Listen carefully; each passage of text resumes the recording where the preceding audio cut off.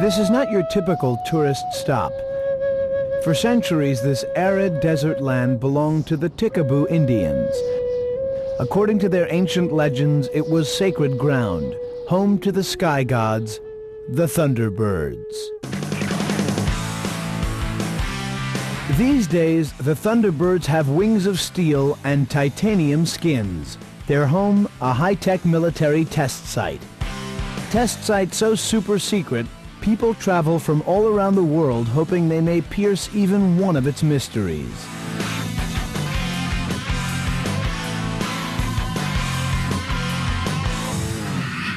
Join us now as we journey to Area 51.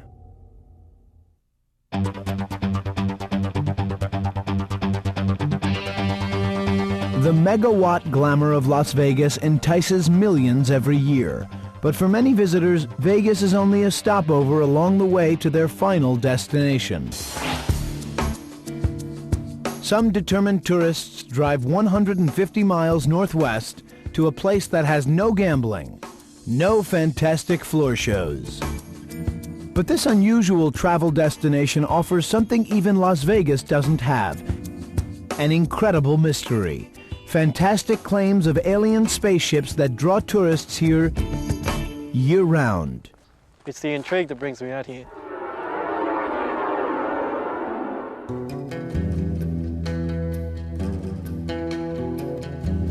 It's called The Box, the Watertown Strip, Paradise Ranch, Red Square, Groom Lake, Dreamland, and Area 51. It's a huge area northwest of Las Vegas in Nevada that was described by one writer as the place where the government goes to be alone. This is where they put their deepest, darkest, and blackest projects. It's just locked off, it's fenced off, you can't go there, forget it.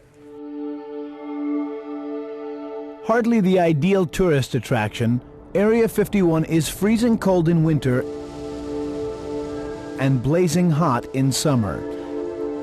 To give you an idea of how much rain it gets, Nevada's state flower is sagebrush. It really looks like Mars or the backside of the moon. 1, 2, 3. Nevertheless, people come from all over the world to stare at this bleak landscape, trying to catch a glimpse of its mysteries.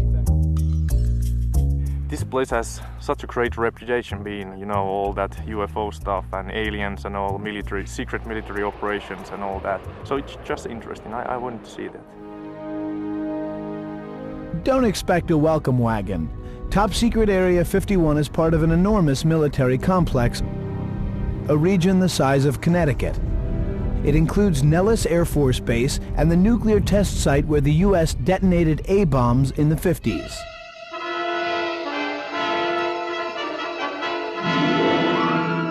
Now, the military apparently refuses to acknowledge that Area 51 exists. It's just so secret they don't want to talk about it.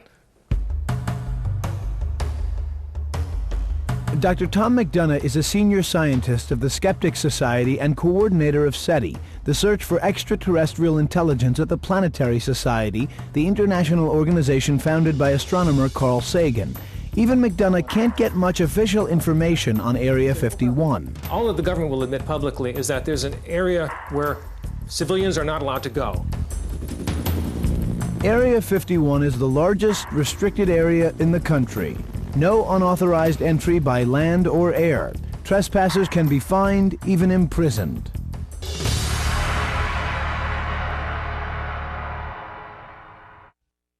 Orange poles marking the perimeter and signs posted at every entrance make it clear: do not enter Area 51. Sophisticated video cameras watch your every move. They may even have ammonia sensors sensitive enough to detect the difference between a human and a cow. All backed up by what are known as camo dudes, private security guards in camouflage uniforms. You step over the line, you're theirs. not exactly private, they're not exactly military, we don't really know who owns it or runs it. That's the big mystery of the base. And of course it adds to the mystique as to why the place has become so famous. Only government officials know exactly when Area 51 came into being or who authorized it. Although it is impossible to verify, many people think the United States government set up shop at Area 51 sometime in the late 1940s or early 50s to develop technology and weapons. Secret black projects to fight the Cold War with Russia. The whole point of a black project is that the other guy doesn't know what you're doing. You may be able to leapfrog technology. Suppose you develop a new way to detect something in the sky. You don't want anybody to know about that, because then the other guy will try to do it. Security's probably tight at Area 51 because they're testing aircraft that are so far advanced beyond anything that the rest of us know about that they don't want anybody else to know about them, namely our enemies, as well. Michael Shermer authored the book The Borderlands of Science and is the publisher of Skeptic magazine. He believes that threats to national security require that military sites like Area 51 remain a closely guarded secret. It's true we're not in a Cold War situation anymore, but we have enemies. And if anything, it's actually more unstable now than it's ever been. Instead of having one large enemy whom we watch very carefully, now there's a lot of stealthy enemies that it's more difficult to track. So national security is more important than it's ever been. Security at Area 51 is so tight, some UFO authors and enthusiasts speculate that employees are ordered not to talk to anyone, ever. It's very serious. The secrets are kept under lock and key.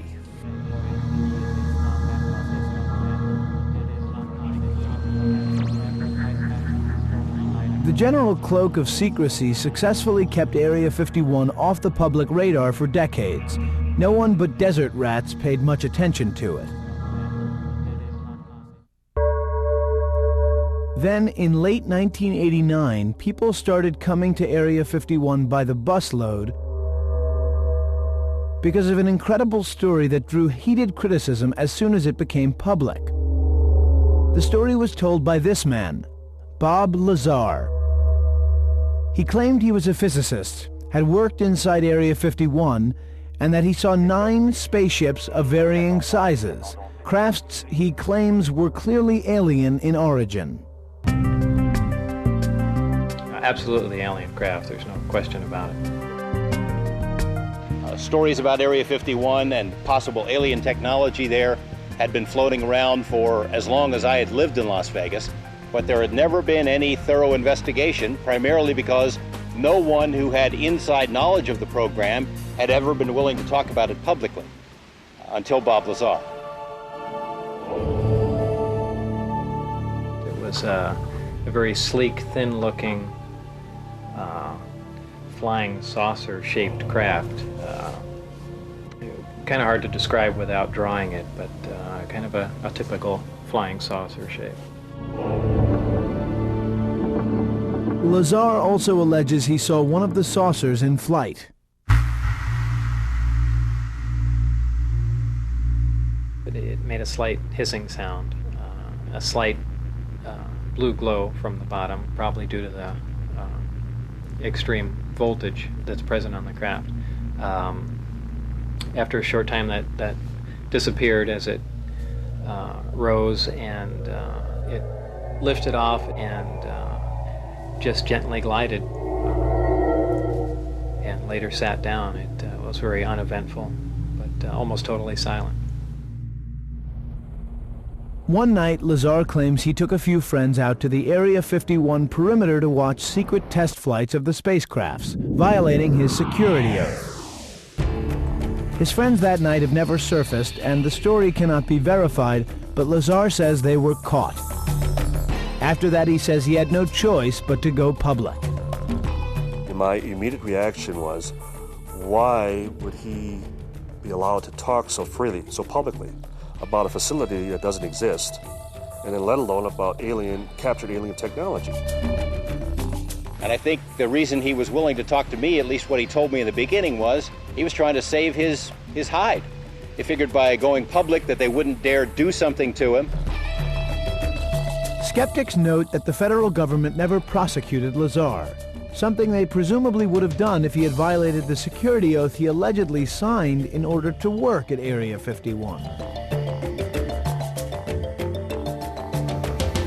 When Bob Lazar went public, of course, it created a huge storm of controversy, and there were immediately a lot of skeptics and debunkers who tried to say that he, was just full of prunes. For instance, Lazar's resume included another top-secret facility, the Los Alamos Laboratories in New Mexico. Los Alamos officials repeatedly told Las Vegas television reporter George Knapp that Lazar had never worked there. Knapp claims, however, that he found evidence to the contrary. Well, eventually we came up with a lot of indications that Bob did work there. We found, for example, the newspaper from Los Alamos that lists him as being a physicist from the lab. We found the laboratory telephone book that lists him as being an employee at the lab. We have talked to other people at the lab who worked with him, who tell us that Bob did work on classified projects, that he was a physicist, that he was there. I've spent a lot of effort trying to check on Bob Lazar. UFO believer and former nuclear physicist Stanton Friedman, who's made a second career out of investigating UFO-related stories, thinks Knapp was conned. His own research indicates Lazar is not at all who he claims to be. Unfortunately, when you start checking on the credentials, they don't check out at all. No attendance at MIT, no attendance at Caltech. I talked to his high school, he was in the bottom third of his class. It doesn't check out at all. It's science fiction historic. Well, here's the problem in trying to track down somebody's credentials and they don't appear, and then he says, well, of course, because it's top secret and they buried my file or whatever. Well, then how can we ever get to an answer to this question? We can't. Now it becomes subjective, and it's up to your individual mindset. And if you want to believe that there's aliens and UFOs at Area 51, then you believe Bob Lazar. If you don't want to believe that, then you don't believe him. There's a lot of doubt as to whether Bob Lazar is who he claims to be. But there's no doubt his story helped draw tourists to Area 51. It now attracts thousands of people every year.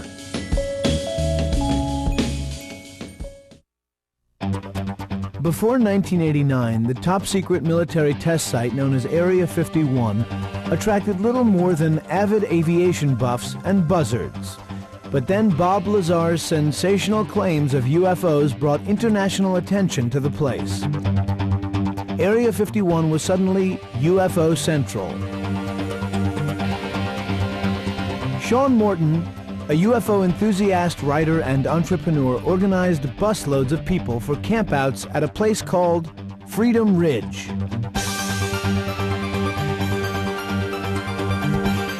We would climb around the back of these hills and then go up the back of the hills up to the very peak of Whitesides Mountain. And the top of Whitesides Mountain would give us a perspective that could literally look right down the throat of the Groom Lake Area 51 facility.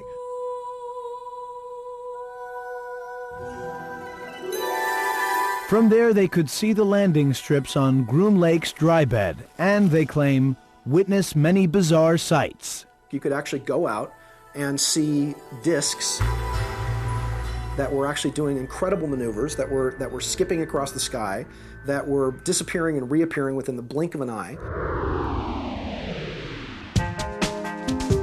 When Area 51 security discovered watchers on the lookouts, the government confiscated land around the mountaintops, cutting off access to the closest vantage points. And the reason is that there were so many Area 51 buffs who were parking out on the edge of Area 51, going up on top of hills with cameras and telescopes and binoculars spying on Area 51, that this was defeating the whole purpose of having a secret military base. So they expanded the perimeter to make it much, much harder for anyone to spy on what they're doing.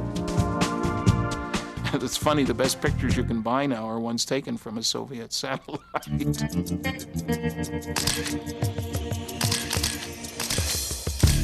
The satellite photos show the dry bed of Groom Lake in the north and Papoose Lake in the south. The long landing strips are easily discernible, as well as a collection of single-story buildings and at least one enormous hangar. Many military installations contain working underground structures, which could also be true at Area 51. I would imagine that the real secret stuff really is, for the most part, taking place underground, because the problem today is spy satellites. There are so many countries that have spy satellites that orbit overhead, and as long as that's a fact, then you have to deal with it, and what you do is you put as much as possible your experiments underground. Whatever the military may have done to secure the secrets at Area 51, avid UFO watchers say the mysterious sightings continue. Their stories can't be verified, yet they claim to see strange objects in the sky. My niece and I watched a craft in the sky one night. We actually put it on the clock, on a watch, for over 10 minutes. The maneuvers that the craft did were very fast, up and down, sideways, and in very tight maneuvers. Chuck Clark is a photographer who makes his living shooting photographs of the stars in the skies above the Nevada desert. Despite gazing at the heavens for a living, he has never photographed a UFO, but he claims he once caught a glimpse of something over Area 51. He thought it was a flare, but alleges it may have been something more. It was nearing the ground, and I figured, well, it's going to start a fire, and security's going to have to come out and put this out. It'll be good for a laugh. And suddenly the thing just streaked off, covered just under 5 miles right along the base of the hills in about a second to a second and a half, stopped instantly, hovered for a few more seconds, and then vanished. Local resident Don Day claims he first saw a strange light in 1998, a bright orb that seemed no more than a few miles away. We stopped the car, got outside, there was no sounds whatsoever. It changed to a yellow and orange tint quite a few times. And we watched it for about 15 minutes, and then it went back over the mountain, over Bald Mountain, back into Area 51 Groom Lake area. In late 2000, Day and his wife allege they saw several similar orbs. We saw 3, I would say, kind of round type looking orbs. Almost looked like satellites, but they were not satellites. I looked at them through binoculars.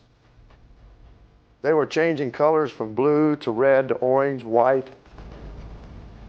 Then they started shooting like lasers in between each other, like they were bouncing them off each other.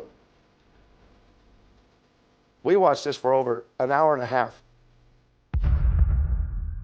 LaRae Fletcher was working graveyard shift one night guarding military equipment out in the desert when she alleges she saw a bizarre object. It was 4 o'clock in the morning, and it was very quiet, of course. My partner is sitting across the valley from me, about 7 miles away. We use our headlights just to let each other know we're okay and awake. Well, out of the corner of my eye, I see these lights in the air, and it is a huge, huge object. This object was diamond-shaped, and it had what looked like strobe lights.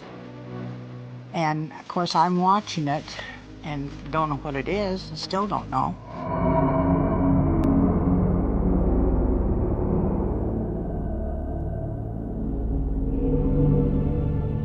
Whatever it was, Lorraine claims it was as big as half a football field. Over the years, she's run into a lot of people who doubt her story, but she doesn't budge on a single detail.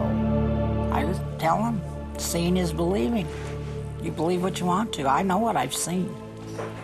And you believe what you want to. People see weird things in Area 51 because there probably are a lot of weird things being flown around out there. I mean, unidentified flying objects, if we just take it literally, I'm sure there's lots of them. If we know now about the stealth bomber, and if you've ever seen this thing, it is really spooky to see it fly overhead. It looks like a hole in the sky. It's strange looking. If that's what we're allowed to know about, imagine what the technologies must be that we are not allowed to know about. Surely people are seeing unidentified flying objects, but they're very terrestrial. Want to check it out for yourself? Top-notch skywatching. Where to get the best views of mystery sightings.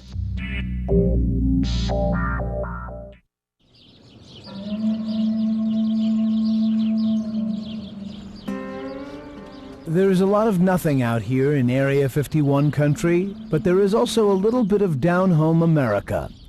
Rachel, Nevada. It's not much to look at, just a hodgepodge collection of double-wide trailers, RVs, satellite dishes, and propane tanks.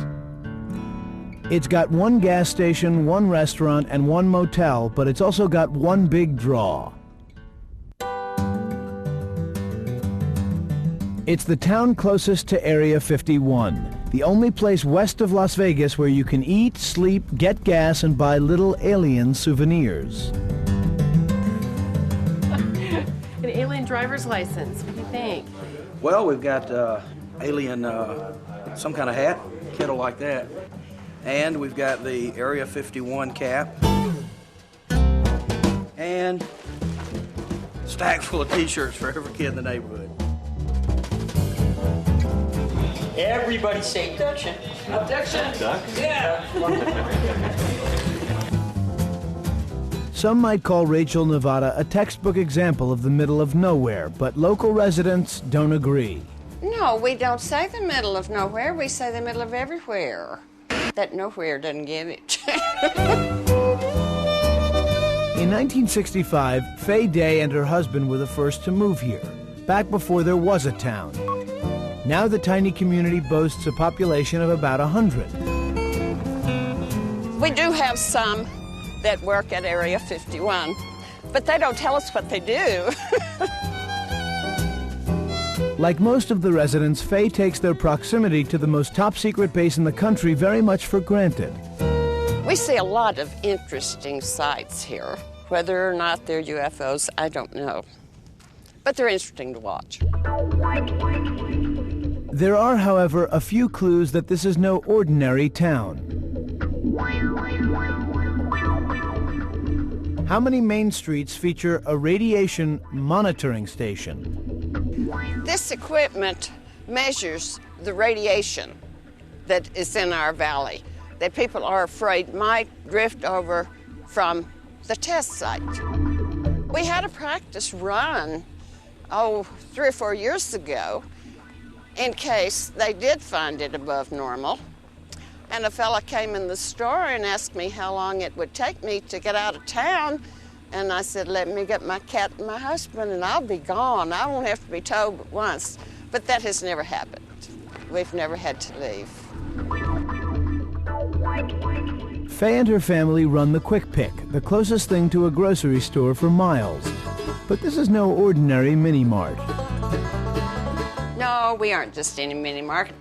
We're interested in Area 51 and what they do, and we have a lot of interesting things to prove it. That pretty much sums up the philosophy of everyone in town. For the owners of the town's only restaurant, Area 51 is unquestionably a blessing. It's been a snowball that we've had a hold of, and the Little Alien made a great name for our place. The thing I think that's so much fun is when somebody comes in and they're struggling with the name of our place, Ollie, and all of a sudden they put it together as the alien. And it just lights people's faces, and it's so much fun. There's more fun. Order up, please. Here you can get a piping hot alien burger made with freshly ground alien. what else? To wash it down, how about a bloody alien? Or maybe a beam me up Scotty. Well, a beam me up Scotty is just something that my wife and I came up with. It's a drink that has Jim Beam and Scotch and 7-Up. And voila, we have Beam Me Up Scotty. It's quite tasty. We'll get you beamed up. The little alien is ground zero for sightings rumors. Who knows? There could be anything. I'm either way. I'm not a disbeliever, I guess. But I'd like to see something. We saw one bull all by itself, so we figured it was an alien in disguise. That's what we figured. If so, the little alien is one of the few places on this planet you can talk about flying saucers without being called crazy. We have reports from customers and passerbys that report seeing these orange orbs, a very fast-moving light, white light, and some with a bluish cast, some with orange. Late one wintry night, Joe and Pat claim they had their own otherworldly experience right in the restaurant. We were the only ones here because it was very nasty outside, and a beam of light came through the center of the back door. It was like a large flashlight. We felt an energy, a presence, and this vanished. Now I looked at my wife, I said, "Did you see what I think I just saw?" And she said, "Yes, I did."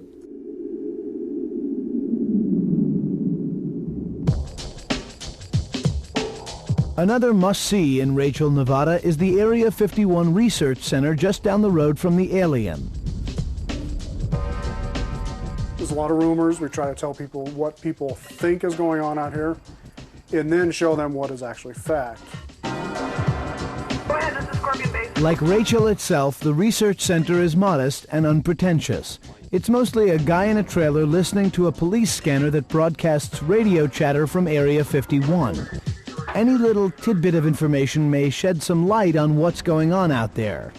You never know what they might let slip. Occasionally, clearance from the base of some kind of secret project. They'll actually announce those sometimes as they fly through the area. Of course, that helps us here too, especially if they're going to come over us. We can get a heads up before that happens. Half a dozen times a year, Nellis Air Force Base hosts international war games. Competitions called Red Flag. They call it the most sophisticated, most realistic war games done in the world.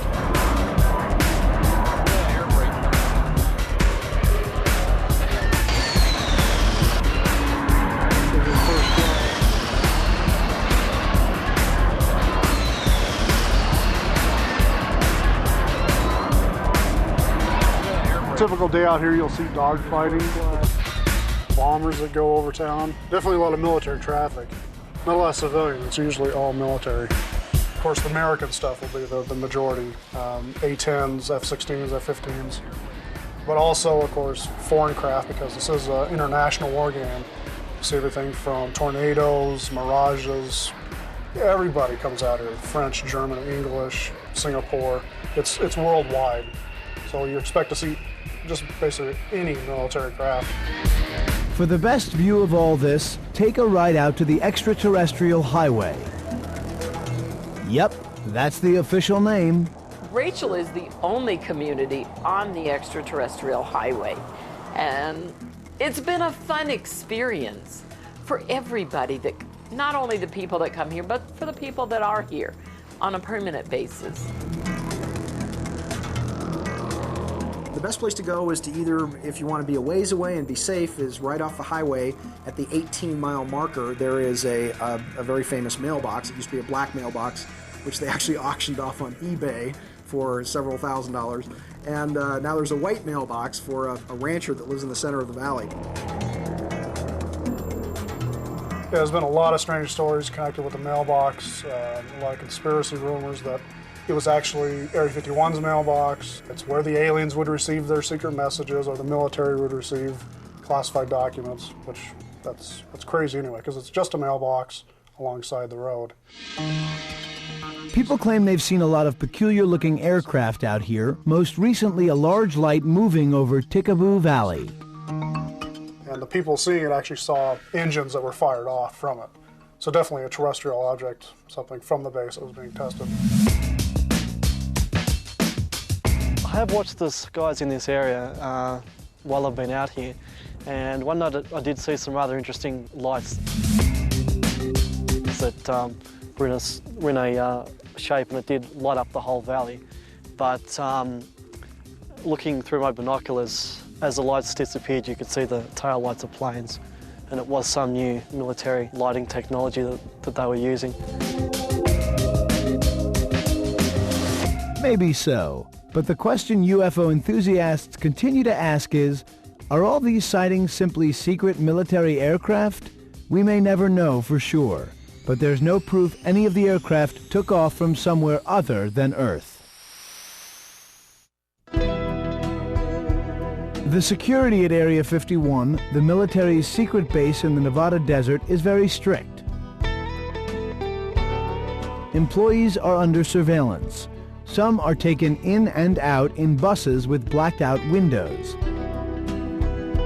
Enthusiasts like Sean David Morton believe the military surveils the area from nearby Bald Mountain. We're standing at the border of Area 51 right next to the warning signs, and directly behind me you can see Bald Mountain. And there is a military facility on top of that, which is a surveillance and reconnaissance facility where helicopters actually come and go, and they can spot anything on the land or in the sky from that vantage point.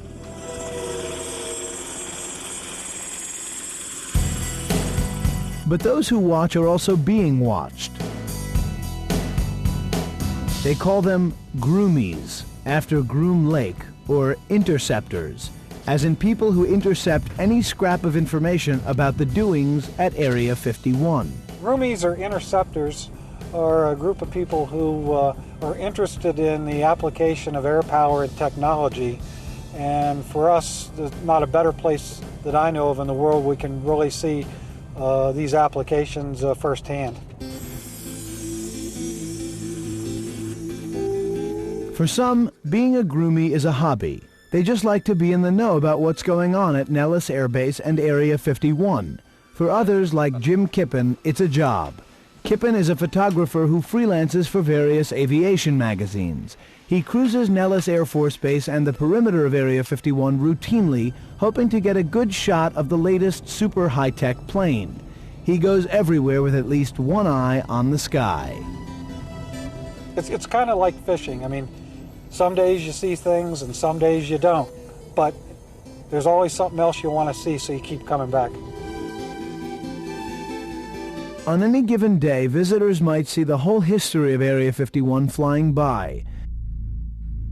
Maybe you'll spot the U-2, the first secret aircraft developed at Area 51 50 years ago. It was an ultralight spy plane capable of flying at very high altitudes. It was used extensively to spy on Russia and China and other countries, and nobody even knew it existed.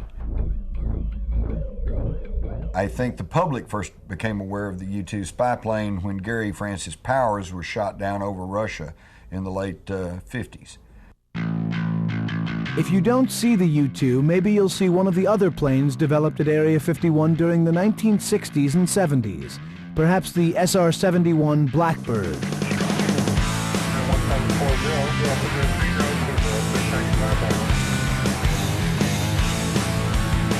Now, the U-2 was relatively slow, 500 miles an hour maybe.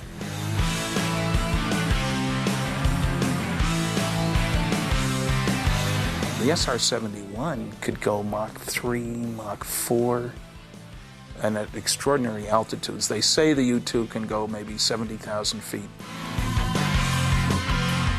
The SR-71 maybe up to 100,000 feet. That's way up there. It included all kinds of new technology,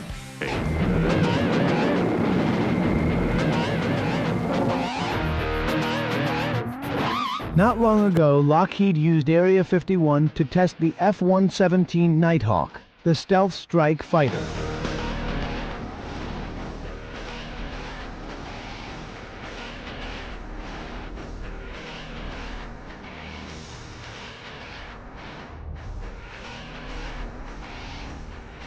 During the Gulf War, the Nighthawk made an impressive debut.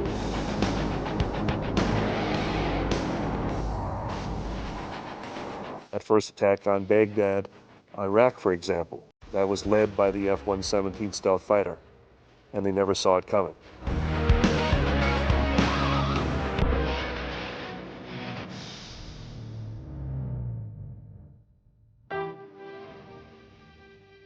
The chance to see planes like this without worrying about getting killed by wayward bombs and bullets is a big part of Area 51's attraction. Oh, I just like to see them fly. I just hope to see anything. I've seen some pretty good action. You know, there's a lot of maneuvers and dogfights, and pretty interesting. I'm particularly interested in seeing the stealth bombers, particularly the B-2, because it's such an odd shape, and it would have such an odd silhouette in the sky, being very black and just its odd shape. Another big lure for aviation fans and ufologists is getting a sneak peek at an aircraft allegedly in development at Area 51, the Aurora, a super-secret spy plane that may be capable of flying 5,000 miles per hour, 3 times the speed of sound.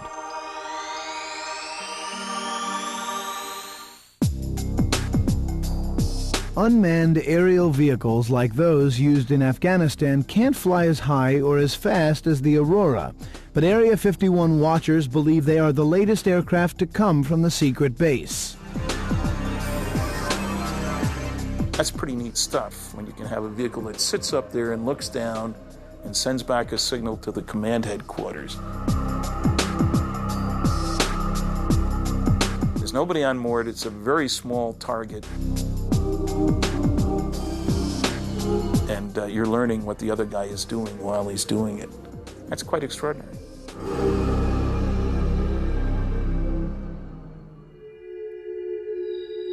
But people like photographer Chuck Clark, people who are familiar with the look of the night sky, are seeing flying objects they say they can't explain. The ones that are normally seen from out in this area, they tend to move around in very sharp, jagged maneuvers, sometimes appearing already up in the sky, shooting off in one direction and then making a V-turn with no deceleration at all. Sometimes they kind of move around like a bumblebee. That's the best way I can describe it. An up and down, side to side motion, you know, very, very erratic.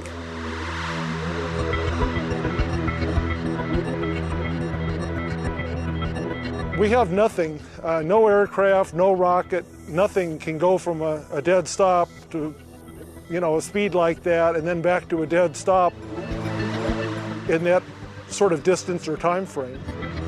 The reports that we get of spectacularly fast flying aircraft that turn on a dime and so on are probably greatly exaggerated. Most of these sightings are made at dusk or at night. It's very hard to tell distance, size, speed.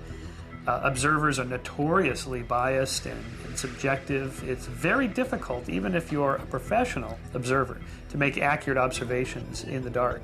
So amateurs out there with wild imaginations, I think, cannot be trusted.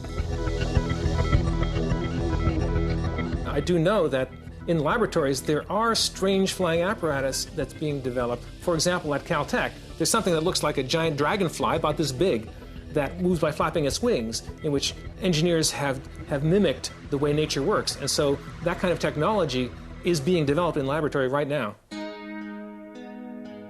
UFO enthusiasts and scientists agree that much is being developed at Area 51. Is any of it alien in origin? Jim Mars believes some of it is.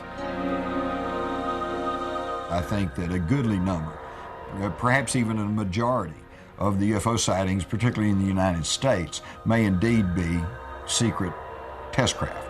However, it does not explain all of the sightings.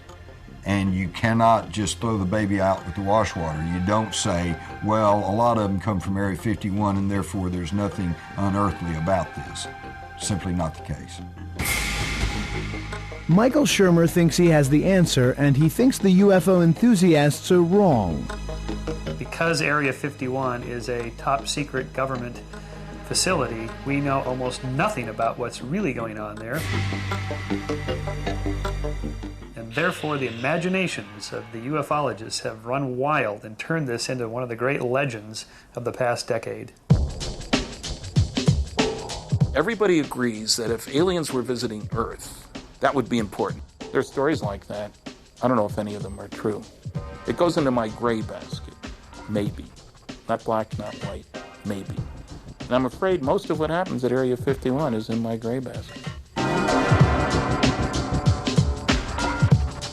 Skeptics insist that UFO sightings are simply new test craft, and that the top secret nature of Area 51 simply lends it an aura of mystery.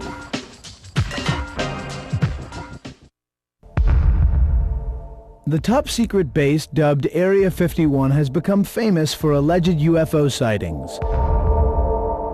Since rumors first surfaced that there might be alien beings or spacecraft there, thousands of visitors have come each year hoping to see for themselves.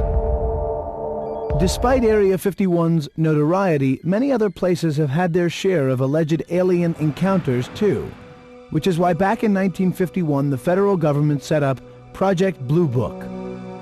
It was intended to investigate all civilian reports of UFOs and discover a cause. Starting in 1947, the government was confronted with loads of reports of flying saucers, later called UFOs, if you will. And they set up a group, Project Blue Book, to look into this. To some extent, it was a PR effort. That is, it was a nuisance. The reports of UFOs were annoying to the Air Force, and they just wanted to get it out of the way. They had some real experts, and the experts certainly were able to correctly identify many of the supposedly unidentified flying objects. In late 1969, Project Blue Book ended, but UFO believers like Jim Mars wonder if the project was even valuable. What we now know, and which is clear from the documentation, is that when the reports came in, anything that could be easily explained away, oh, it was Venus or swamp gas or ball lightning, that went to Project Blue Book. I think Project Blue Book, like other government programs to investigate these claims, does produce useful data in the sense of a lot of unusual things happen in this world, and the more information we have to explain it, the better. The fact is, 90 to 95% of all UFO sightings are fully explainable. And the real ufologists, the serious guys, they say the same thing as I do on that. The difference between the skeptics and the believers is that 5 to 10%. Still, that 5 or 10% adds up to a significant number of stories and claims of UFOs having visited planet Earth.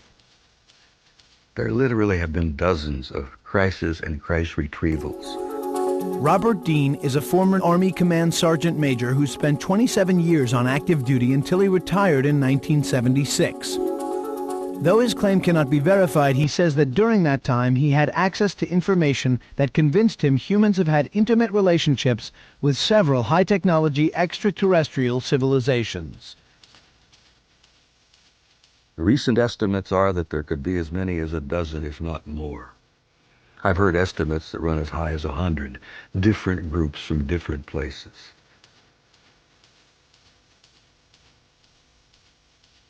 Dean also claims to have seen a number of documents and witnesses that indicated alien spaceships had indeed fallen to Earth. I lost count. The last time I had known about it, there were at least 18 that I knew of, in locations where we had not only retrieved heavily damaged hardware, but we had retrieved little bodies. The crew And some of them were still alive when we retrieved them.